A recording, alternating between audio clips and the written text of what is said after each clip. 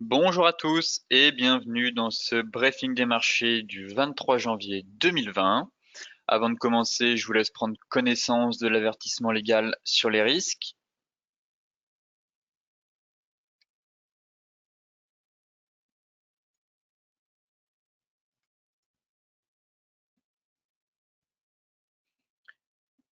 Très bien. Et tout de suite, on va s'attaquer à l'actualité des marchés.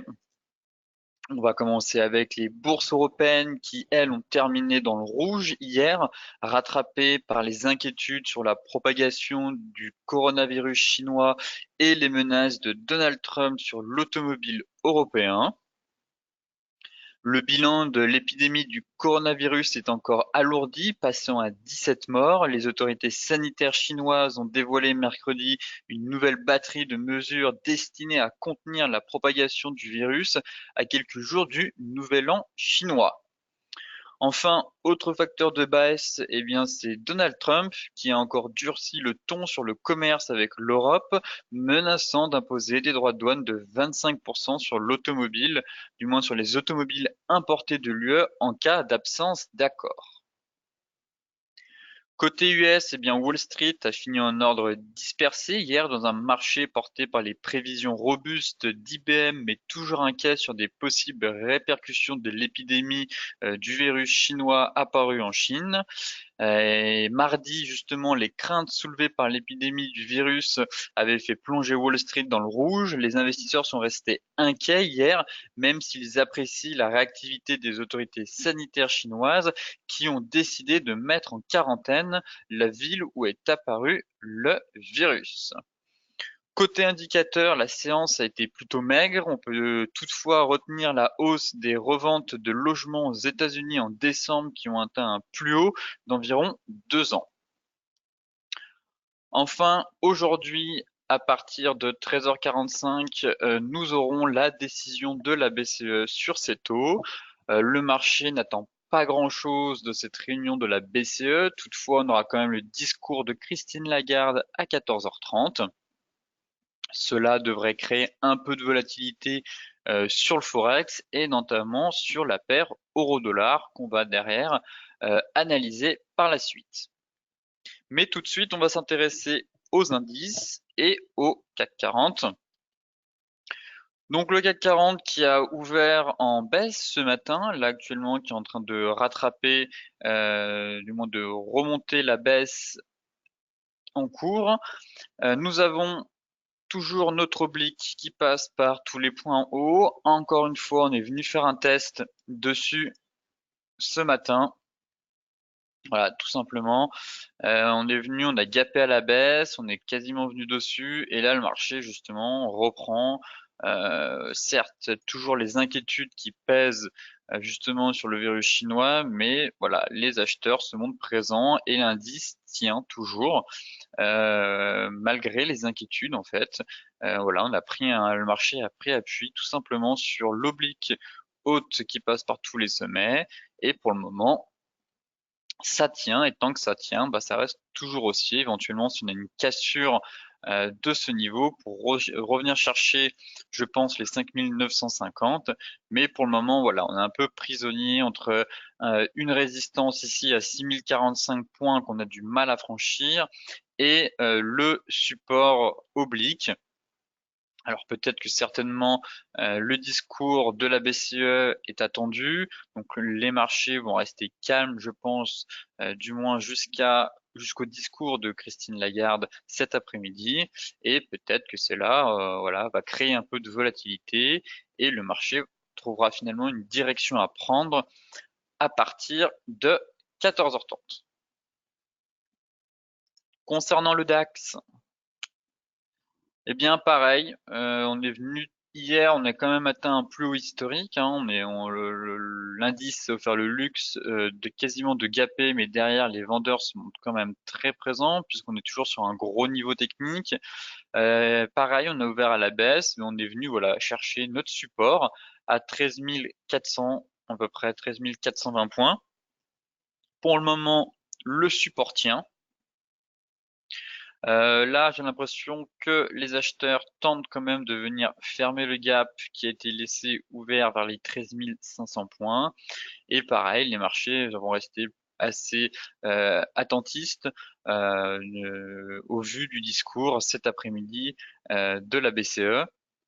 Mais pour le moment, voilà, le marché est en train de rattraper, de remonter la baisse qu'il y a eu ce matin. Et donc, on n'a pas beaucoup de visibilité, à part qu'on est toujours sur notre fameuse zone hebdomadaire qui correspond à la résistance historique et à la borne haute de notre canal. Maintenant, le Dow Jones qui a terminé en légère baisse hier, mais qui reste relativement solide. Voilà, j'avais quand même noté ce pattern de retournement, voilà, juste ici, à savoir, voilà, notre étoile du soir. Pour le moment, voilà, on a un pattern de retournement qui a eu lieu sur l'indice américain. Pour moi, il n'est pas encore invalidé. Derrière, on a une bougie rouge. Il faudrait que le marché repasse au-dessus des 29 400, allez, on va dire 29 420 points pour invalider ce signal. Mais voilà, le marché, pour moi, américain, montre un premier signe de faiblesse. Et dans ce cas-là, si cette figure est validée, eh ben, on ira combler le gap qui a été laissé ouvert ici. Et dans un second temps, on ira chercher la borne basse de notre canal vers les 28 700 points. Et pour moi, en cas de cassure, si je reporte l'objectif théorique, on pourrait facilement rallier les 28 175 points. Côté Forex, eh bien, on va s'intéresser à l'euro-dollar. Alors, l'euro-dollar qui semble avoir franchi son oblique haussière.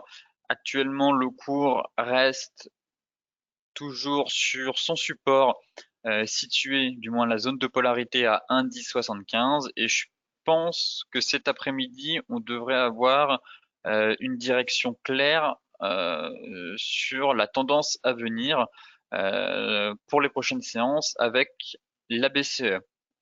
Là, le marché hésite depuis un petit moment et je pense que voilà, ça va créer de la volatilité sur cette paire, éventuellement pour avoir un signal technique.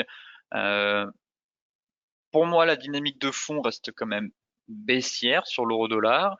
Là, j'ai plusieurs éléments techniques qui plaident en faveur d'une reprise de cette baisse, à savoir la cassure de notre oblique. Certes, on a quand même la grosse zone de polarité à 1,1075 qui tient toujours. C'est vraiment un gros niveau à ne pas négliger. Donc, une cassure de ce niveau me rassurerait dans mon scénario, on va dire, baissier pour retourner sur les 1,0975.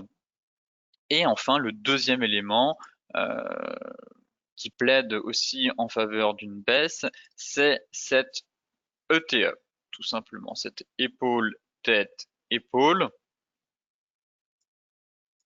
qui a été validée. Là, le marché est venu travailler la ligne de coup, on a effectué un pullback, mais voilà, on a une figure de retournement, on a cassé notre oblique, il reste plus que le support vraiment clé, important à franchir pour, voilà, se diriger vers les 1,0940.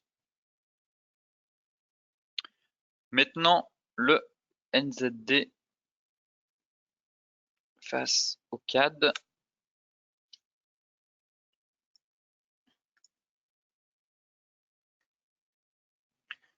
Alors, là aussi, on est sur support. En fait, on était sur support, là, vers les 0,6. D'ailleurs, j'ai dû enlever. Voilà. Ici, on travaille notre support vers les 0,8615. Et le marché, pour moi, pourrait mettre un terme à cette zone de consolidation qu'on avait juste ici, compris entre les 0,8615 et les 0,8675. Là, ici, on est en train d'avaler. Hier, on a eu un avalement de la bougie et surtout, on consolidait dans un range. Donc, si je me mets en 4 heures, voilà. Tout simplement, trading range sur cette paire. Le range est juste magnifique. Donc, si on a un chandelier de retournement, éventuellement, on pourra avoir une rotation complète à l'intérieur du range. Mais pour le moment, le marché, voilà, semble franchir à la hausse, comme vous pouvez le voir, la borne haute, qui est juste ici. Ainsi, ça ferait quasiment même un triple bottom. Elle est un peu moins vu qu'on a un top ici, donc un peu plus un range, pas suffisamment joli pour avoir un triple bottom. Mais voilà, on a une phase de latéralisation des cours, de consolidation. Là, on a une vraie bougie impulsive et le marché est en train de repartir à la hausse. Ainsi, en cas de cassure par le haut, pour moi, eh bien, le CAD pourrait tout simplement rejoindre dans un premier temps les voilà, 0,8745. Et derrière, le but, c'est quand même de retourner sur les anciens plus hauts, à savoir les 0, allez, on va dire 0,88. Sachant que la tendance de fond est quand même, voilà, actuellement, on a une reprise haussière. Donc, reprise haussière, on corrige, boum, sur support, phase de consolidation. Et là, si le marché repart, dans ce cas-là, comme je vous disais, c'est premier TP vers les 0,8740. Et dans ce cas-là, ensuite, si le marché continue à la hausse, bah, ce serait de rejoindre justement ce seuil psychologique à 0,88. Maintenant, le NZD CHF. Donc, le dollar néo-zélandais face au franc suisse, qui est très propre graphiquement, tout simplement car on est sur une belle zone de polarité. Comme vous pouvez le voir ici, c'est un gros niveau de prix et le marché est en train de tester ce niveau. Donc les 0,638. Et en daily, je trouve que cette zone, voilà, comme vous pouvez le voir ici, on est venu tester une fois ici, là on casse, là on bute, là on franchit à la hausse, et là, voilà, on est en train de tester ce magnifique support, cette zone de polarité. Ici, on a eu un marteau inversé. Là, éventuellement, on avait quasiment une étoile du matin aussi, mais cette bougie manquait un peu de corps pour vraiment bien valider le pattern. Là, on a un marteau inversé sur support. Toutefois, il faudrait qu'il soit validé avec une bougie derrière, une bougie verte avec un peu plus de corps aussi pour valider ce chandelier de retournement avec une seule bougie. Mais voilà, on est sur un gros support.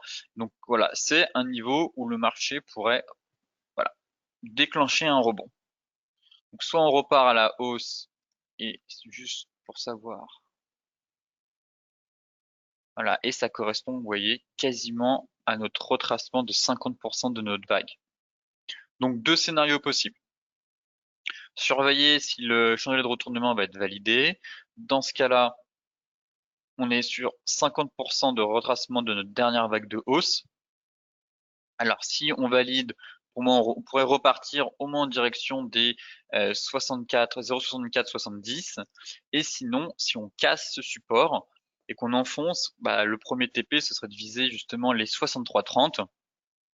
Et derrière, pareil, d'un point de vue de Fibonacci, quand on enfonce les 61,8 de retracement, il y a une forte probabilité qu'on retrace en fait toute la vague de hausse. Dans ce cas-là, ce serait un retour sur les 0,61, allez, on va arrondir sur les 0,62. Maintenant, pour terminer ce briefing des marchés, on va regarder le pétrole, surtout le Brent, qui pour moi vient de délivrer un signal technique. Voilà, j'évoquais depuis un moment ce range à venir pour l'année 2020 compris entre 70-50 dollars et les 56 dollars. Les prix travaillaient justement le milieu du range et notre oblique derrière haussière. Le virus chinois justement ravive les craintes sur la consommation à venir sur le marché pétrolier. Ainsi, bah voilà, le pétrole a lourdement chuté hier. On est quasiment descendu. Voilà, on a fait une chute de peu plus de 3%. On a clôturé avec moins 2%. Mais voilà, on a une belle bougie impulsive qui vient enfoncer notre support et notre zone d'équilibre et aussi notre oblique haussière. Et là derrière, on ouvre avec un gap baissier. Donc pour moi, voilà, la dynamique haussière qu'on avait, voilà, on vient de mettre un terme tout simplement à cette dynamique haussière, cette reprise qu'on avait eue depuis le mois d'octobre. Là, on repasse du coup la tendance passe baissière et le prochain gros niveau à surveiller, c'est les 60 $.